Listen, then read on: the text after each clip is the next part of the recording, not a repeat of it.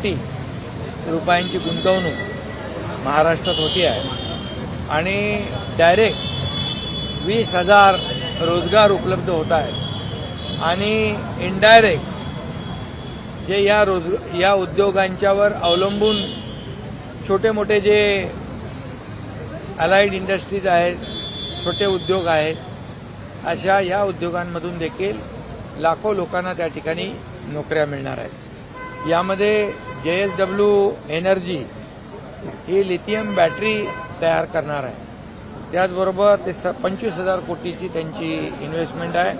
JSW green mobility जी आहे, electric vehicles, त्यांची जवळपास 27,000 कोटी रुपयांची इन्व्हेस्टमेंट आहे।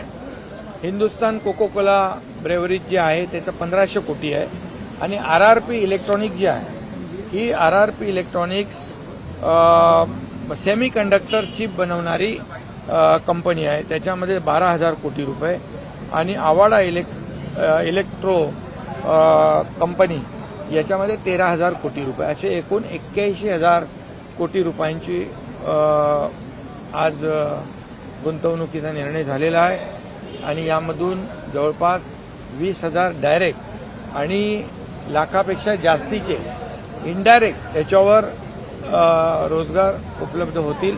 खरं म्हणजे एक मोठी अचीवमेंट आहे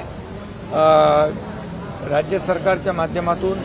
खरं म्हणजे आणखी याच्या पुढे सेमी कंडक्टरमध्ये देखील 1 लाखापेक्षा जास्तीची गुंतवणूक काही दिवसामध्ये पुढच्या होते आहे। उद्याही काही MOUs होणार आहेत जेणेकरून या राज्यातल्या तरुणांना रोजगार मिळेल। महाराष्ट्र हे इंडस्ट्री फ्रेंडली स्टेट झालेलं आहे। आपल्याकडे ह्यूज पोटेन्शियल आहे इंडस्ट्रीयल डेव्हलपमेंटसाठी। आपल्याकडे चांगली कनेक्टिव्हिटी आहे, सेमी स्किल्ड मॅनपॉवर आहे आणि अफोर्डेबल मॅनपॉवर आहे।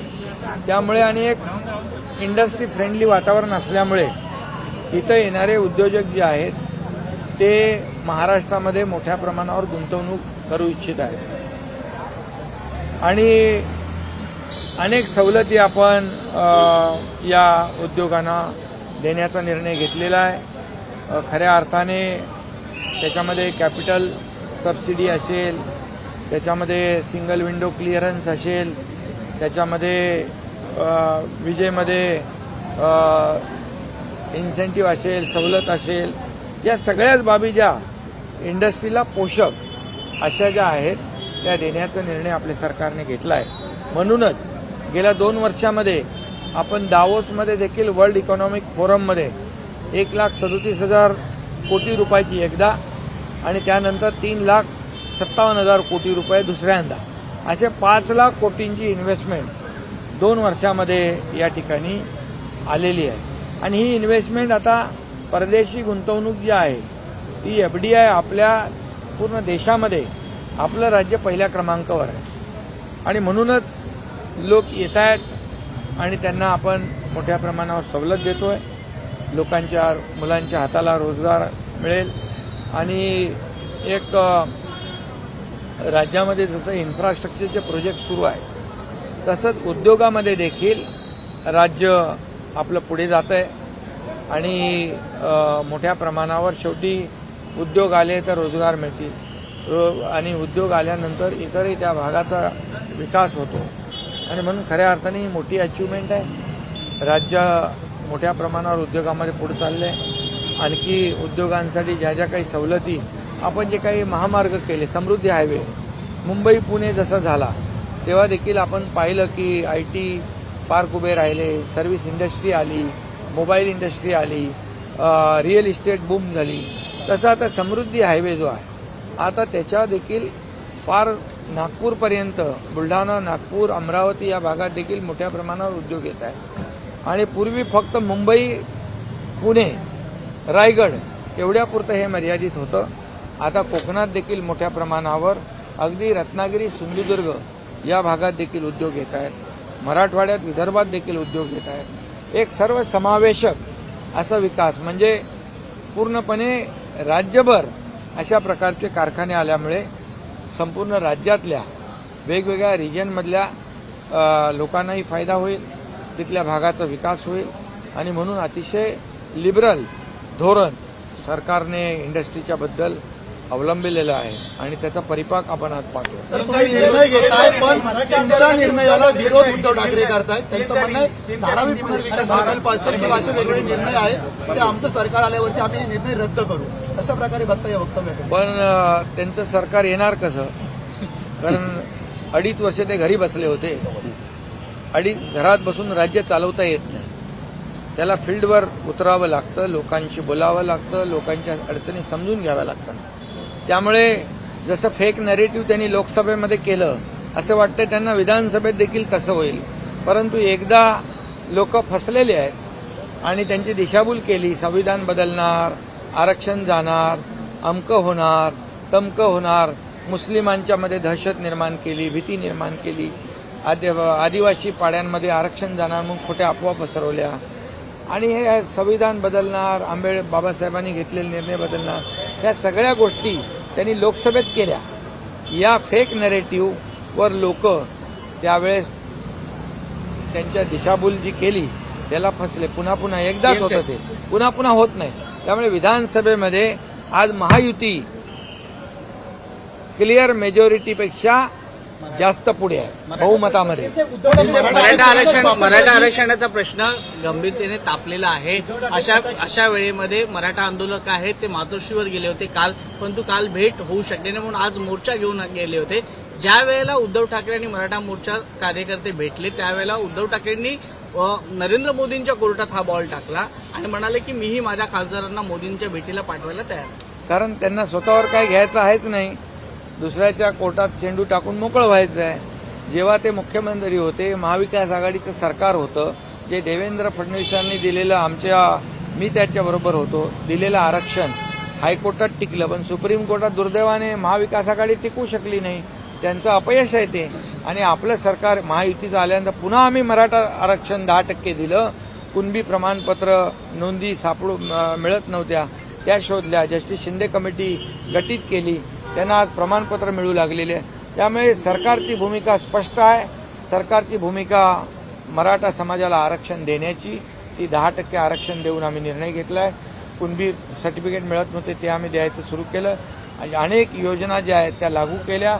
अधिसंख्य पदावर 5,000 लोकांना नोकऱ्या देण्याची हिंमत आमच्या सरकारने दाखवली. त्यामुळे यांना फक्त 2 समाजामध्ये तेढ निर्माण करून स्वतःची राजकीय पोळी भाजायची आहे. परंतु दोन्ही समाज सुज्ञ आहेत, त्यांना माहीत आहे की देणारं कोण आहे आणि पळवाटा शोधणारं कोण आहे. आता आम्ही बैठक घेतली होती सर्व पक्षीयांची, मग त्यावेळेस देखील या बैठकांमध्ये न जाणं, बैठका टाळणं आणि आपली दोन्ही समाजामध्ये अशीच भांडणं लावत ठेवून महाराष्ट्र पेटत राहावा आणि आपली पोळी भाजत राहावी, अशा प्रकारची जी काही वृत्ती आहे त्याला मराठा समाज आणि ओबीसी दोघेही बळी पडणार नाही. स्वतःची भूमिका काय ते स्पष्ट करत नाही. आमची भूमिका आम्ही स्पष्ट केली आहे, त्यांची भूमिका त्यांनी स्पष्ट केली पाहिजे.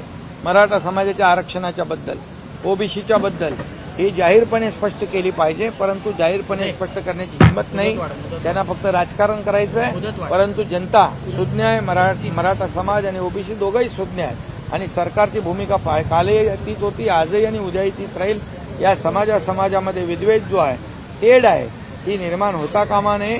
हे महाराष्ट्र एक पुरोगामी राज्य आहे आणि अशा राज्यामध्ये म्हणून आम्ही पवार साहेबांनाही म्हटलं की आपण यामध्ये कुठलाही राजकीय अभिनिवेश बाजूला ठेवून, निवडणुका तर येतात जातात, परंतु हे समाजामध्ये जी काय तेढ निर्माण झालेली आहे ही कुठंतरी थांबली पाहिजे. यासाठी सगळ्यांनी एकत्र आलं पाहिजे आणि जे कोणी पळवाटा शोधतील त्यांना हे दोन्ही समाज त्यांची जागा दाखवतील.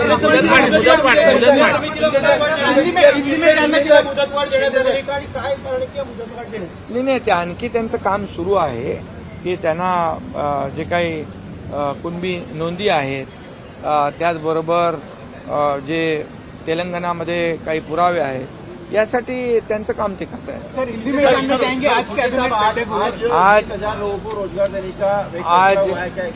आज मंत्रिमंडल उपसमिति के बैठक में आज बहुत ही बड़ा निर्णय हुआ है. 6 प्रकल्प जो है उनको मान्यता दी हुई है। 81,000 करोड़ रुपए के इन्वेस्टमेंट के लिए मान्यता दी हुई है। इससे 20,000 रोजगार डायरेक्ट मिलेंगे, इनडायरेक्ट लाख के ऊपर रोजगार मिलेगा। और इसमें कई जो है JSW है, एनर्जी कंपनी है, JSW ग्रीन मोबिलिटी जो इलेक्ट्रिक व्हीकल बनाती है, इसमें लिथियम बैटरी बनाने वाले लोग हैं, इसमें सेमीकंडक्टर के लोग हैं, और इसमें इलेक्ट्रो कंपनी जो है आवड़ा वो भी है। इसमें पूरी तरह एक महाराष्ट्र जो है इको फ्रेंडली स्टेट है, इंडस्ट्री फ्रेंडली स्टेट है।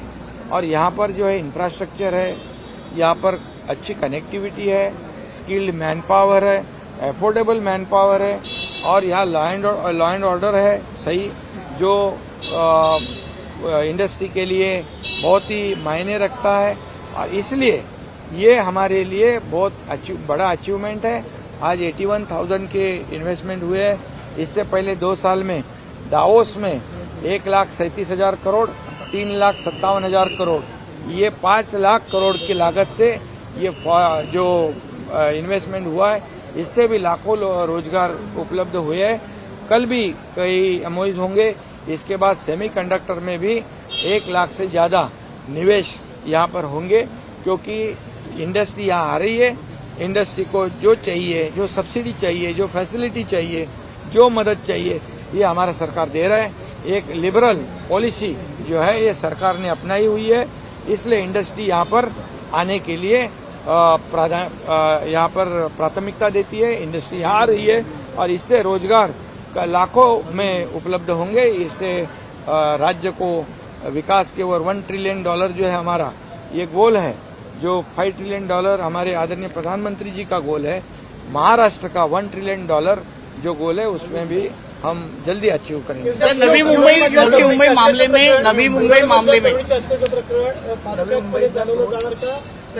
आपण पोलीस आयुक्तांची देखील भेट घेतली। मी या बाबतीमध्ये पोलीस आयुक्तांना सांगितलं की ही केस फास्ट ट्रॅकवर घ्यावी आणि त्याला स्पेशल पीपी उज्ज्वल निकम त्यांची देखील आपण नियुक्ती करतोय। फास्ट ट्रॅकवर घेऊन यांना कठोरात कठोर सजा देण्याचा निर्णय सरकारने घेतलेला आहे आणि कोर्टामध्ये देखील जे काही ज्या पद्धतीने सिनियर काउन्सिल उभं करणं, स्पेशल पीपी उभं करणं, उज्ज्वल निकम यांना देखील आम्ही अपॉइंट करतोय यामध्ये। त्यामुळे हे फास्ट ट्रॅकवर चालेल आणि दोषीला कठोर सजा होईल।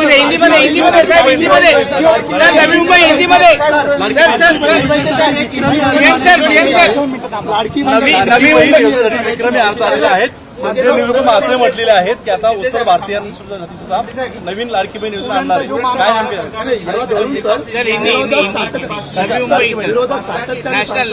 निर्णय रद्द करू। तुम्हाला वाटतं विक्रमी अर्ज आले ही योजना बंद होऊ शकते?